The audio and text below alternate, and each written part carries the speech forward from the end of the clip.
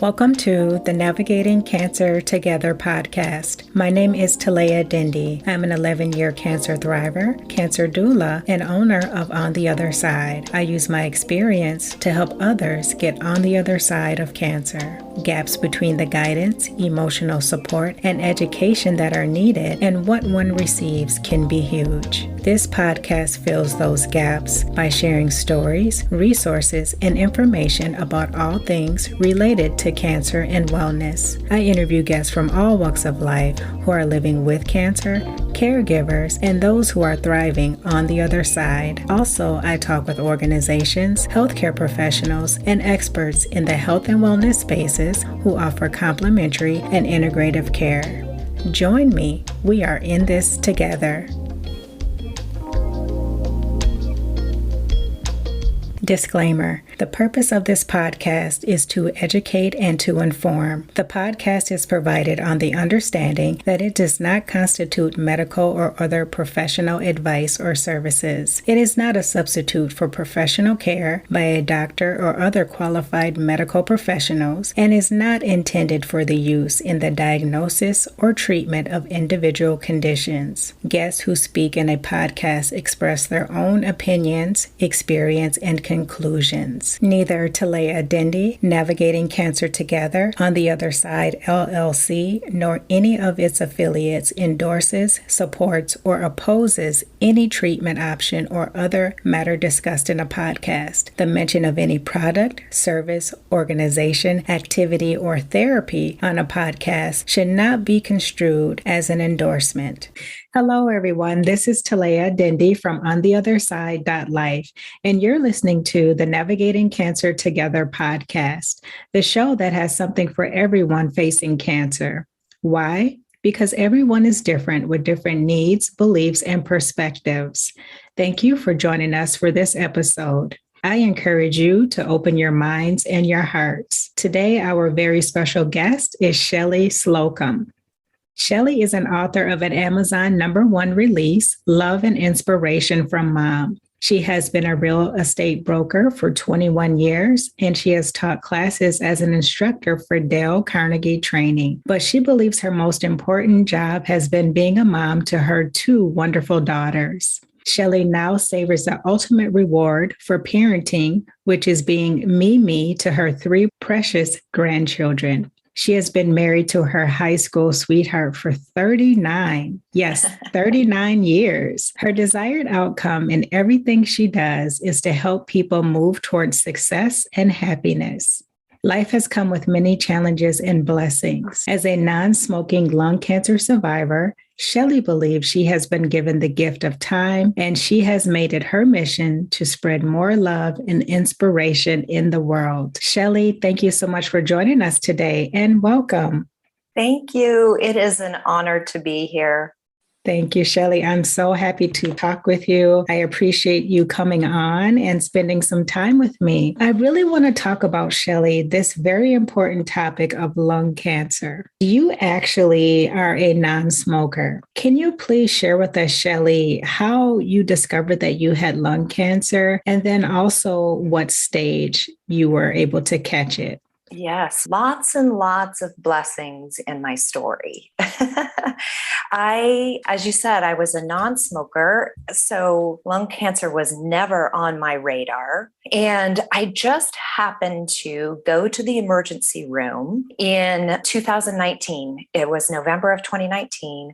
I had a just terrible pain in my back left quarter, and I thought I had a kidney infection. And so it took me to the emergency room. And when they did the CT scan, the emergency room doctor came in and said, yes, we confirmed it's actually a very large kidney stone. And I said, oh, wow. And he said, it's a pretty good sized stone. You have about a 50-50 chance of passing it. I am a competitive person by nature.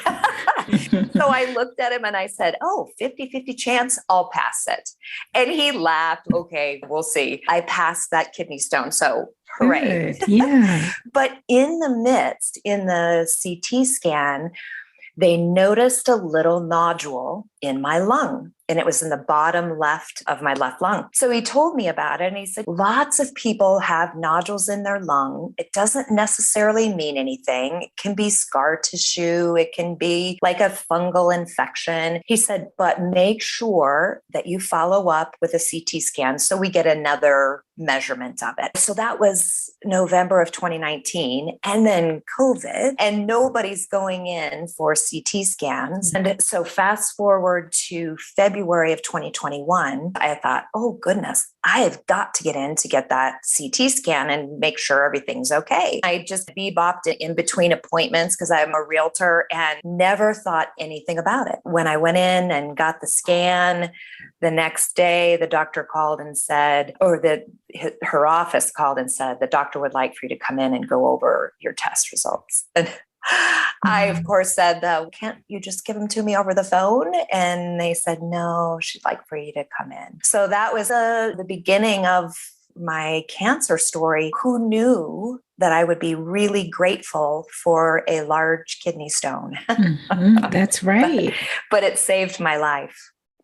Interesting. I've often heard of people that go in for one thing and then they end up finding something else totally unrelated to the initial reason why they're being seen by a doctor. It is a blessing. It really is a blessing, although it's inconvenient. But who knows how long you would have went without knowing that you had lung cancer.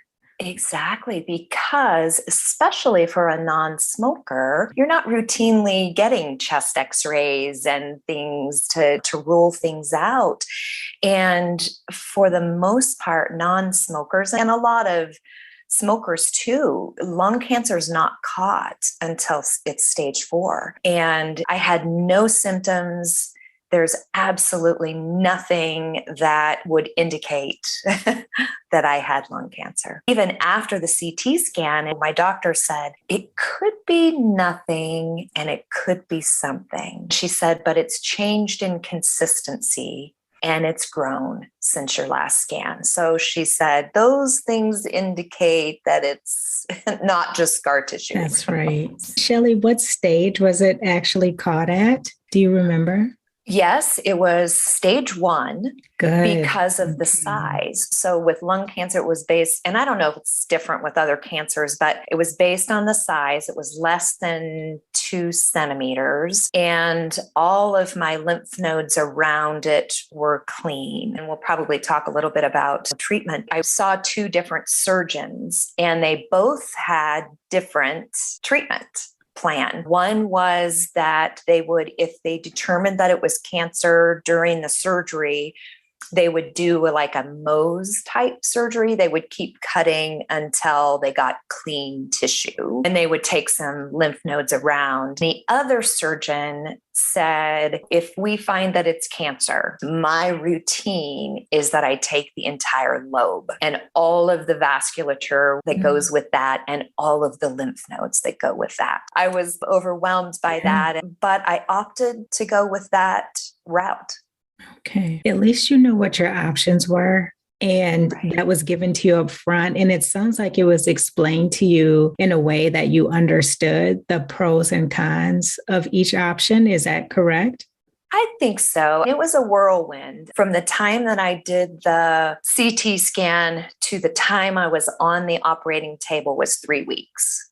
So it was pretty quick. I had seen my primary care doctor. I had seen a pulmonologist at National Jewish, which is a world-renowned pulmonology hospital. So that was amazing. And then I spoke with 2 surgeons. The one that I opted to go with was the one that said that he just takes the entire lobe, because he said, I have had several patients come to me after they had an initial cancer diagnosis and they only took part of the lobe. He said, and then they come to me and the cancer's back and I have to be more aggressive. So he said, I just routinely take it. Once we find out if it's cancer, I take the entire lobe. So that's the route I went. I felt like I was informed enough to make a decision. Honestly, I was still praying before I went into surgery that it wasn't cancer. Strong sense that I'm fine. I was disappointed when I woke up and my husband said, yes, it was cancer, and they took the lobe. The key is you woke up, Shelly. I That's the know. key. Yeah. Amen. Yes, yes. Shelly, you mentioned that you were a non-smoker. You are a non-smoker. Non-smoking lung cancer, how common is that? And do you happen to know what could have caused it? My understanding is about 10% of the lung cancers are in non-smokers, and no one has been able to give me any idea. I think that's what's really hard because I've lived a pretty healthy lifestyle. I watch what I eat. I've always been very active. I was a competitive gymnast when I was young. I've just always really taken care of myself. Funny, not funny. My college roommate said to me when she found out about it, she said, "Oh my gosh, Shelly, you're my healthiest friend. If this Wow. happens to you, the rest of us are doomed." And I Yeah. said, "That's not, you just never know what cards you're going to be dealt." And as much as I wish I knew what caused it, probably never will. And I'm just doing everything I can to keep my body healthy and strong, stays gone. Shelly, that's pretty common for most people with cancer. They don't know. I don't know what caused mine. It was a little frustrating, like you said, because it's like you want to know so you can make sure you're protecting yourself from that going forward. But I think that there's just so much in the air, in the soil, environment, just in the environment, period. It's just everywhere. There's so many different toxins everywhere that we're not even aware of. Yeah, I agree. I think for lung cancer, there are some risks with radon, things like that, asbestos, but that I know of, I didn't ever sleep in a basement that I know of. I've never been exposed to asbestos. So I don't know. It's a mystery. Yeah. That's common. Shelly, I would like to ask if you have experienced any latent side effects from the treatment that you received within the last year or even recently, any side effects? Interestingly, the lungs are interesting organ. They're not like the liver where the liver regenerates itself. So my surgeon said to me and my pulmonologist, we did a big pulmonary function test before my surgery. We have not done one after the fact, which I think would be interesting to know what my capacity is. But their response is the lungs, even though they don't grow back, you can increase their capacity. If you think about training to run a marathon, when you first start out, running a mile is really difficult and you can't breathe and you're gasping for breath, but you can build up your stamina. So I am really finding that with my new half lung. I have 1.5 lungs. And when I first came home from the hospital, our bedroom is up on the second floor. I came home not on oxygen, which was terrifying, but I was already doing pretty good to keep my blood oxygen or pulse ox just over 90. Good. But going up the stairs, like 2 steps was more than I could do. So I only came down once a day and went up once a day, but it took me a while to get upstairs. And now I've built my stamina to where I can walk 3 miles. I feel probably like 85 to 90%. I definitely get winded. When I go to the mountains, I can really feel the impact of the elevation, but I'm just so thankful that my body has been strong enough to build up my stamina. Most people would never know.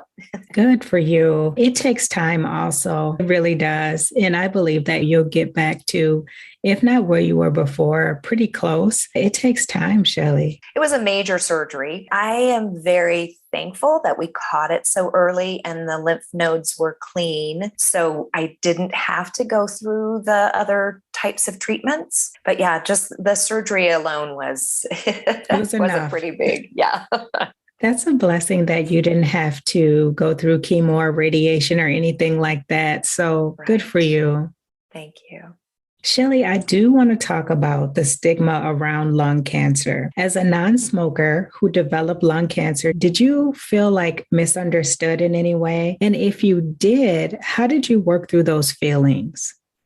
Yes. Recently, I traveled to New York. My husband and I participated in the 5K tunnel to tunnel tower walk It felt so amazing that I could walk that, and crowds were cheering for all of the walkers. And I just was smiling like, you have no idea how great this is. On my flight home, after walking, and just, it was taxing on my body, and I had a bit of a cough. That is one thing that I've really struggled with since the surgery, is I've had a cough more than I ever did. And I just mentioned to the guy next to me, I said, I just wanted you to know that if I'm coughing, I'm not sick. Everybody's worried when you're coughing that it's COVID. And I said, I'm not sick. I'm recovering from surgery. I had lung cancer. And I'm very careful with my words. Yes, that's right. He said, oh gosh, oh, thank you for telling me that. It did make me a little nervous that you were coughing next to me. He said, gosh, I'm very sorry to hear that you had cancer. And I said, yes, non-smoking lung cancer.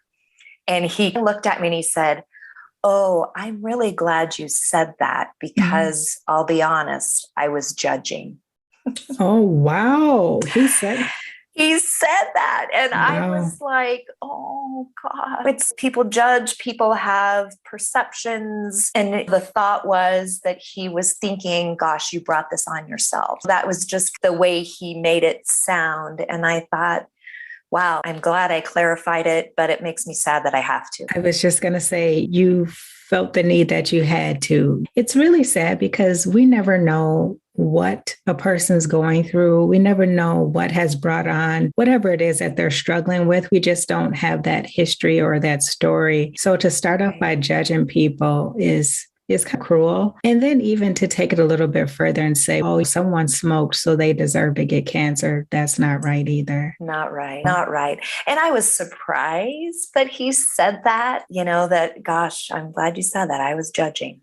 But I assume that a lot of people judge and don't say, and they're not being honest. That's the truth. Yeah. That is so true.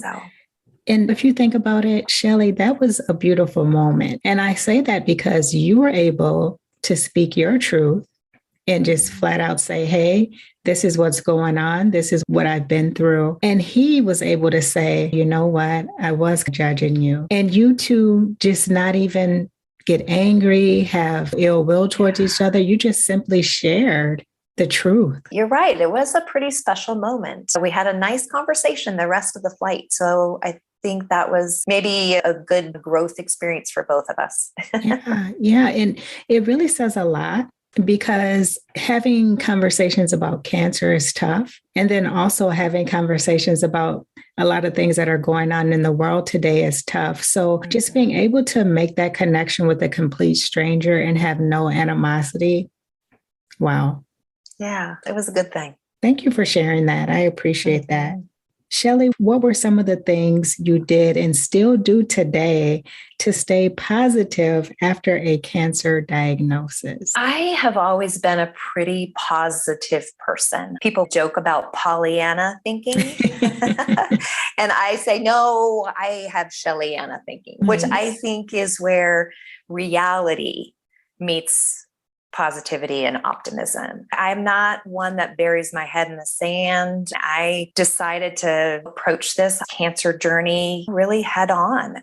I had no idea before I went into surgery, what I was facing. Thankfully, it turned out that it was stage 1, but I just feel like we get the cards that were dealt and we make the best hand that we can. I just am convinced that if we keep a positive attitude and we seek blessings in everything, big and small, I decided before my surgery that I was going to look for the lessons in this lung trial and write them down. I have a Jesus Calling book, and on the inside of it, I have written here, blessings in my lung trial. Nice. Every day, I would find something that I was thankful for. That kept me in a positive mindset. And the other thing that I think I'm really grateful that I wrote it down, because now when I'm having a particularly hard day, or I can go back and I can look at it and go, wow, yes, I can do this. I love that. You can see how far you've come. still write in a gratitude journal every day. I write 3 things that I'm thankful for. And some days it's harder than others, 3 things, but other days I could write 20 things. Shelly, what lifestyle changes have you made and what else are you doing to stay on a healthy path? As I said, I've always been a pretty healthy eater. I had some kind of early on arthritis, and I think it was because of my gymnastics career. Sure. But I have done a lot of kind of alternative health approaches throughout my life. But in my late 30s, I started getting really arthritic hands and feet and some joints. And they wanted to put me on really high dose arthritis medication. And I was like, no, I don't want to start that. So I did some blood testing and found out that I was really sensitive to dairy. So I went off dairy when I was 38 and things got way better. And I was pretty good for about 10 years. And then everything started getting bad again. So I went off of gluten when I was 48.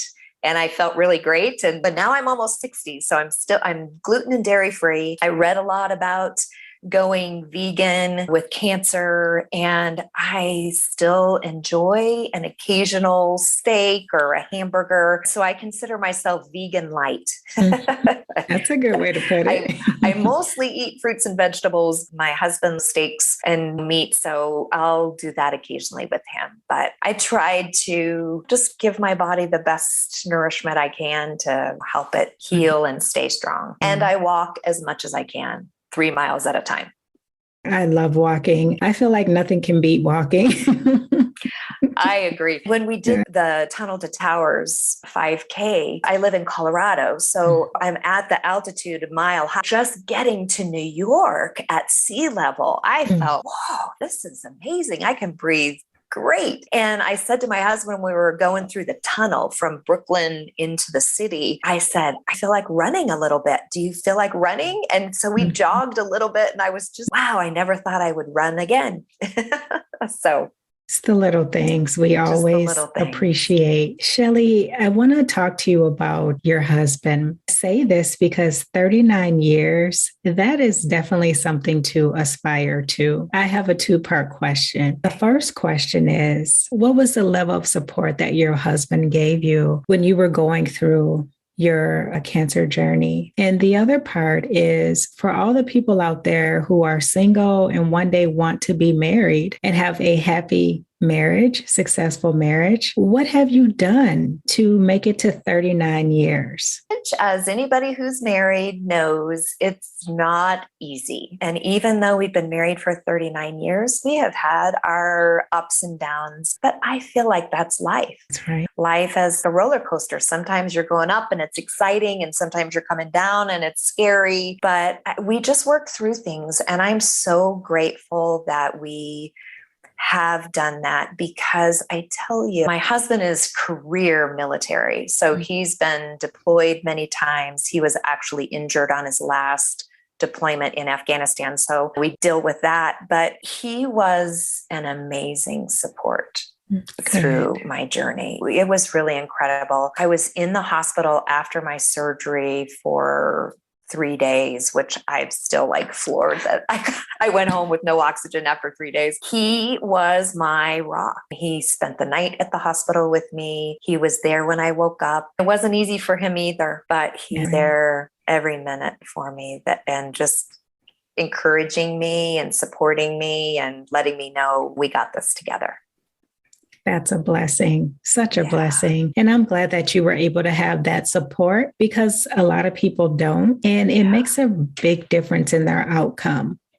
I agree. I'm very grateful. This is maybe too much information, but I remember when they were taking, because I had chest tubes in, and first day they went to take the larger of the 2 chest tubes out. And my husband, they asked him, do you want to stay in here? And I just looked at him like, oh, you have to stay in here. Like, I have to hold your hands. Yeah. So I gripped his hands as hard as I could, and they pulled the chest tube out, and he just kept watching with his mouth wide open. And I was like, is it done? Is it done? And he was like, he couldn't believe it. So I just, having him there and being able to hold him and draw strength from him was truly a blessing. It is. I'm so happy that you had your husband. Yes. Me too.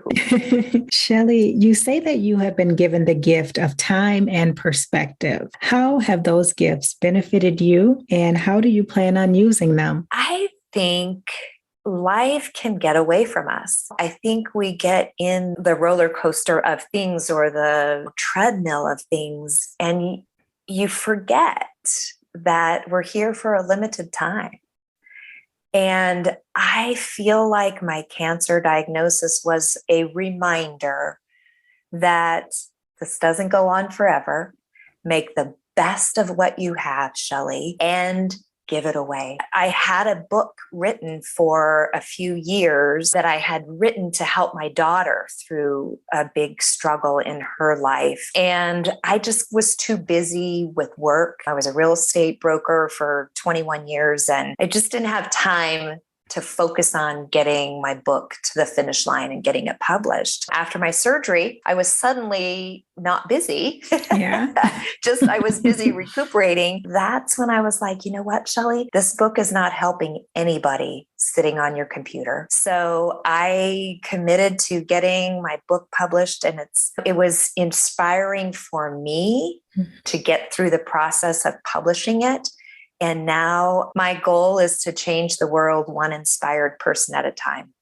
Wonderful. Shelly, please tell us more about your book. Who is it for? And what message do you hope that the reader will walk away with? I know they say that you should have a target market for your book, but my target market is anyone who's going through a struggle.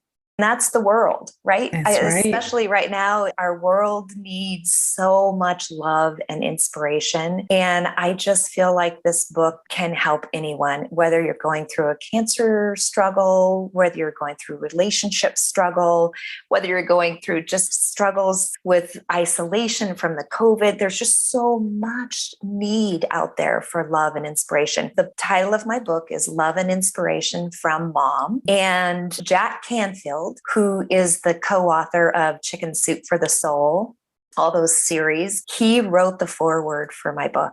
Oh, and beautiful. He says it's like a warm hug in a book. So anybody who might need a warm hug, my book would be a great gift for them. Shelly, where can they find your book? It is available on Amazon by title Love and Inspiration from Mom by Shelly Slocum. I also have a website that you can go to. It's loveandinspiration.org. O-R-G. I will put that information in the listen notes so that the audience can easily find it. You know what? There's a way to contact me through the website. If someone is struggling and would love for me to come alongside and just help them through their journey, I would be honored to be a partner in that. Thank you for sharing that, Shelly. Before we transition into the 2 questions that I'd like to ask all my guests, is there anything else that you would like to share about your cancer journey, your book? Anything else? I just would like to share that the sun will come up tomorrow. I'm a firm believer that if you keep positive, look for the blessings, even on the hardest days, there's something to be positive about. And when we put that focus on the positive things, more positive energy and people come into our lives. There's a quote. My book is actually a collection of inspirational quotes. So on one page, on the left-hand side of the page is an inspirational quote, lots of famous quotes. And then on the right side of the page, I give tips on how to apply that inspiration in your day. And then I say, love, Mom. So, I think most people would love to live a more inspired life. Yeah. Because people love quote books and quote calendars and all that. But if you don't apply it, it really doesn't benefit you. So those are the tips that I give you. Here's the inspiration. How can you apply it today? Love, Mom. That's nice. And you're right. A lot of times we read and hear these beautiful quotes. Oh, it sounds good. And you think about it Right. for a few minutes and then you just kind of forget about it. The book has 90 quotes and love moms. So you can do it one day at a time. You can open it to wherever, it leads you for the day, or you can read it cover to cover, however is best for you. But it gives you at least 90 days worth of inspiration. You get through those 90 days, those 90 quotes, you can Go back and start read all it over again. again. Yeah. Exactly. Yes. Exactly. Wonderful. Shelly, as I mentioned, I like to ask my guests these two questions. The first one is, what is something that people often misunderstand about you? Being a realtor for 21 years, so it is probably the most stressful time for people when they're buying and selling homes. I've had people often say to me, Shelly, you are so calm. Nothing rattles you. And I think what people misunderstand about me is I think I'm like a duck on a pond. I'm smooth sailing on the top and underneath my legs are going a million miles an hour. Yeah, that's me, a duck on a pond. I like that. I think sometimes that's how most of us are, though. We're just trying to keep going, put our best foot forward, and people don't see the work that's going on underneath, below the surface. Sometimes it's a lot. Sometimes, yes. Shelly, if you could live anywhere in the world, where would it be and why? I would live exactly where I live. I was born and raised in Denver, Colorado. All of my family is here. My husband was career military, and so we've lived other places. And we chose to come back to Colorado. And I think what I love so much about Colorado is I love the change of season. We lived in beautiful, sunny San Diego for many years. And as much as I loved it and I loved the ocean, everything stays the same. Yeah. I'm like, wow, the leaves never change. Everything's the same. So I enjoy the change of seasons because there's always a renewal and a refreshing feel when everything reblooms. Yeah. That's a great way to look at it. A renewal. I like that. Shelly, it has been such a pleasure talking with you and having you on the show. Thank you so much for sharing your cancer diagnosis from the perspective of someone who was not a smoker. I think it's very important for people to hear your story and to know that you don't have to smoke in order to get lung cancer. So thank you so much. Thank you for having me. And I never knew really there was such a thing as non-smoking lung cancer. So I think it's important for people to know that it's a thing. That's right. And it's also, if you catch it early, it's a good thing. Yeah.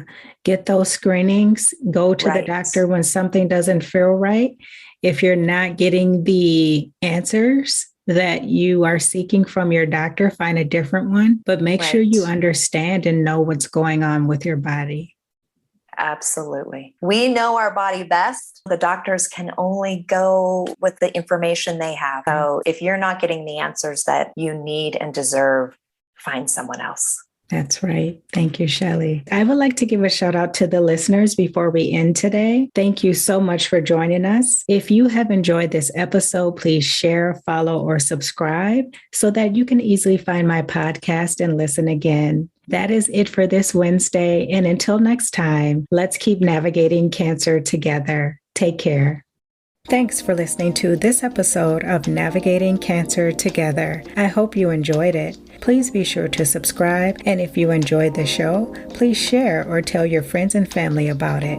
For notes from the show and previous episodes, visit ontheotherside.life and check out the podcast section. I would love it if you joined us for the next episode. Talk to you soon.